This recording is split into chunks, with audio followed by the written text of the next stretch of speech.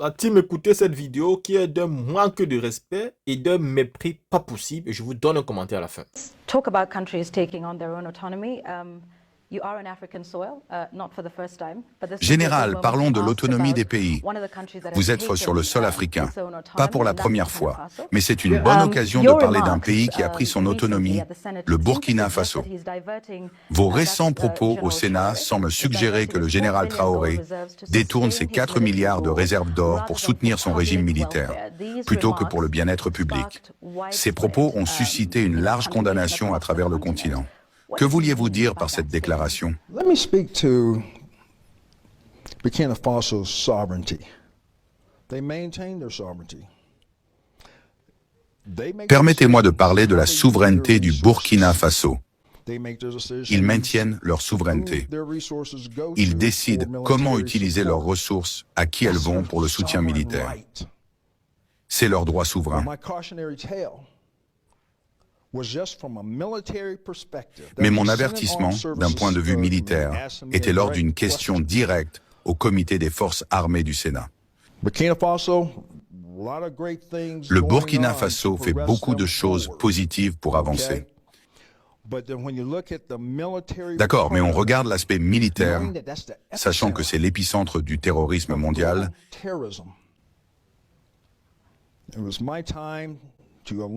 C'était le moment de souligner que c'est probablement leur point faible et qu'il faut suffisamment de ressources pour lutter contre le terrorisme dans ce pays. Point final. Ils prennent leurs décisions. C'est leur droit souverain de décider ce qui est approprié ou non. Mais je voulais souligner que les choses vont dans la mauvaise direction. L'État islamique devient plus fort. Le JNIM devient plus fort. Al-Qaïda au Maghreb devient plus fort dans ce pays. Pensez-vous que cela s'est aggravé depuis que le général Traoré a pris le pouvoir? Oui. Regardez le nombre d'attaques. Ça s'est vraiment aggravé depuis 2022. Je suis ça depuis que j'ai pris le commandement. Donc, je ne lui en veux pas, mais les décisions leur appartiennent. Ils cherchent d'autres moyens.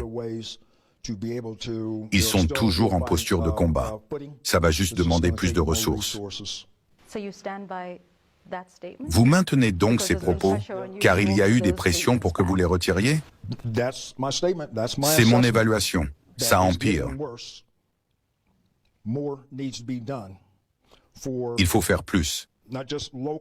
Pas seulement localement, mais pour tout le pays. Car ces organisations extrémistes violentes cherchent des revenus, des ressources, recrutent parmi les Burkinabés et cherchent refuge dans leur pays. Cela menace leur souveraineté. Et cela menace-t-il les intérêts américains? Répétez, Yvonne, est-ce que cela menace les intérêts des États-Unis? Oui, merci de poser la question. Surtout l'État islamique. L'État islamique en Afrique de l'Est est inextricablement lié à l'État islamique en Afrique de l'Ouest et au Sahel. Il y aura probablement un mouvement pour qu'ils cherchent refuge dans la région. Nous avons des objectifs communs et nous proposons de travailler avec le gouvernement burkinabé et les pays voisins. Mali, Niger, pays côtiers d'Afrique de l'Ouest, collectivement. Car ces organisations terroristes cherchent refuge dans les failles ou les frontières de ces pays, ce qui leur permet de prospérer, de recruter, d'obtenir des ressources pour mener leurs activités illicites contre les populations. Que serait prêt à faire l'Amérique ou Africom? Envisageriez-vous une éviction, comme celle de Muammar Kadhafi en Libye, dont beaucoup d'Africains ne se sont pas remis, si c'est une menace plus grande, comme vous le dites, au Burkina Faso? Que sont prêts à faire Africom à ce sujet? Nous faisons des indications et des alertes. Il y a plusieurs activités, et je vais mentionner le renforcement des capacités institutionnelles. Il n'y aura pas de troupes américaines sur le terrain, juste un très petit nombre pour des échanges d'idées et des exercices d'entraînement. Avec le temps, cela construit des capacités institutionnelles dans ces armées. À AFRICOM, nous travaillons vers un partage et un transfert du fardeau pour des opérations indépendantes.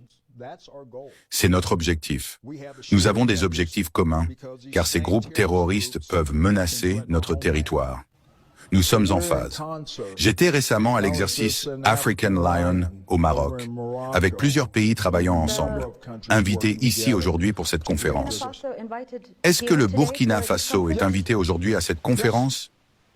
Oui, ils étaient invités à African Lion au Maroc.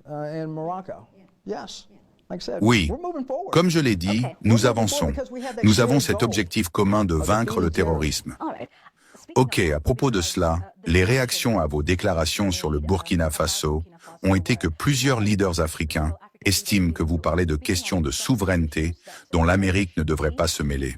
Certains voient le rôle d'AFRICOM moins comme un partenaire dans la lutte contre les menaces communes, mais plus comme un protecteur des intérêts économiques occidentaux ou américains, permettant l'accès aux vastes ressources minérales de l'Afrique dans une relation paternaliste plutôt que de respect entre pairs. Que répondez-vous à cela? Je réponds qu'il y a d'autres acteurs mondiaux qui font cela. Je n'ai même pas besoin de le dire, on le sait déjà, mais je vais le dire. Nous respectons leur souveraineté, nous respectons leurs décisions, y compris sur le choix de leurs partenaires sécuritaires. Ensuite, nous mesurons le dénominateur commun qui empêche ces pays du Sahel d'avancer. En 2050, la plus grande main-d'œuvre mondiale viendra d'Afrique. Les jeunes ont besoin d'espoir, de paix et de stabilité pour atteindre leur potentiel. C'est l'objectif à long terme d'AFRICOM. Aider ces pays à créer les conditions de stabilité et de sécurité pour que la prospérité soit accessible à toutes les populations et à la jeunesse. Le panafricanisme est réel, fort, et c'est une opportunité pour l'Afrique de prendre sa place sur la scène mondiale. C'est ce que nous envisageons. Vous n'êtes donc pas inquiet de l'expansion de l'influence militaire et économique de la Chine et de la Russie à travers le continent? Si, nous sommes préoccupés. Qu'est-ce qui vous inquiète? Leur influence peut ne pas être vue comme positive. Pour qui? Pour l'Amérique ou pour l'Afrique? Eh bien, pour les Africains. Et les Américains gardent cela à l'esprit. Pour que les peuples africains, dans tous les pays, puissent atteindre leur plein potentiel, leur indépendance, leur souveraineté et leur liberté dans un ordre international basé sur des règles. Pour prendre un rôle de leader sur la scène mondiale et assurer la paix et la stabilité pour leur population. Certains objectifs d'autres pays sur la scène mondiale ne correspondent pas à cette approche. Donc c'est mon point de vue. Avez-vous une contre-stratégie? Avons-nous une contre-stratégie face Chine et la Russie à leur présence, car vous dites qu'elle ne correspond pas à la valeur commune? Ce que nous observons, c'est que l'Afrique n'a pas besoin d'être militarisée. Disons-le ainsi. Elle n'a pas besoin d'être militarisée. Nous surveillons les accords de sécurité. Que signifient-ils? Sont-ils vraiment pour la stabilité et la lutte contre les menaces d'un pays africain? Ou pour permettre à ces pays d'établir une hégémonie mondiale avec des bases? C'est ce qui nous préoccupe. Nous devons nous arrêter là pour l'instant. Merci beaucoup, Général Michael Langley, d'avoir écouté cette vidéo traduite. La condescendance, les propos et les mots sont clairs. Mais pour qui se prend ce monsieur-là? Pour qui se prend celui qu'on a appelé le général Langley? Il dit que l'Afrique n'a pas besoin d'être militarisée. Mais vous êtes qui pour nous dire qu'on n'a pas besoin d'être militarisé? Il dit que les problèmes de l'Afrique ne doivent pas se gérer avec la militarisation. Qu'eux, ils sont là pour les problèmes de sécurité. Ah oui. Nous, on n'a pas le droit d'être militarisés. Et les qui ont le droit d'être militarisés. Vous voyez ces gens-ci? La colonisation pour eux est encore dans la tête. Regardez un noir, un nègre de maison, un nègre de salon. Il dit que nous n'avons pas besoin de nous militariser. Il dit qu'il n'a pas manqué le respect au capitaine Ibrahim Traoré. Que le capitaine Ibrahim Traoré gère sa souveraineté. Mais vous êtes qui? Vous êtes un général américain, pas un général du Burkina, pas un général de l'Afrique. Vous êtes noir, mais vous n'êtes pas africain. Vous n'avez jamais été africain. Rentrez où vous êtes. Regardez des traites comme ça. Est-ce que c'est vous qui allez nous dire si on veut se militariser ou pas? Vous voyez dans ces gens-ci, leur véritable problème, c'est l'alliance entre le Burkina et la Russie. Parce qu'ils ont peur qu'entre la Russie, la Chine et toutes ces grandes nations-là, le Burkina arrive à se militariser. Le Burkina est déjà en train de demander les forces nucléaires pour pouvoir avoir un nucléaire qui permettra d'avoir l'énergie dans tout l'étendue du territoire. Mais après, ça sera quoi? Si le Burkina a les moyens, ils vont tout acheter. Ils ont dit quoi? Ils veulent un transfert de connaissances avec la Russie. Transfert de connaissances signifie apprenez-nous à fabriquer ce que vous avez ici. Apprenez-nous à fabriquer les bombes, les armes nucléaires, tout. C'est ça le transfert de savoir que le Burkina a besoin. Et ça leur fait peur. Vous allez venir former. Est-ce que le Burkina a demandé de votre formation? Pendant combien d'années vous avez... Et puis il vient dire que c'est au Burkina Faso qu'il y a... Le Burkina Faso est l'épicentre de la rébellion.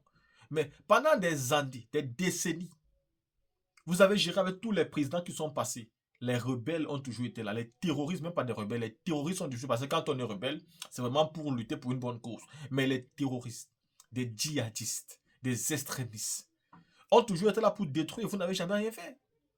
Est-ce que on doit vous rappeler que c'est quand le capitaine Ibrahim Traoré est arrivé que les accords se sont arrêtés avec la France? Que toutes vos puissances là ont été déboutées? Mais c'est vous qui étiez là pendant tout ce temps. Vous n'avez rien changé. Aujourd'hui, comme il y a une France qui n'est plus d'accord avec vous, non, vous êtes venu en Afrique pour vos séminaires, faites ce que vous avez à faire. Laissez le Burkina tranquille. J'espère et je souhaite vraiment au capitaine Ibrahim Traoré de ne pas faire une alliance avec ces gens-ci. Parce que, monsieur le président, si vous faites ça, vous allez le regretter très mal. Il cherche la moindre occasion pour vous faire disparaître. Je ne dis pas pour vous faire un coup d'état, hein, mais pour vous tuer, pour vous retirer de cette terre-là, pour que vous n'existez plus. Ne donnez pas une opportunité à ces gens-là de revenir en accord avec vous. Ils n'ont pas peur de manquer le respect. Comment vous nous prenez comme des idiots?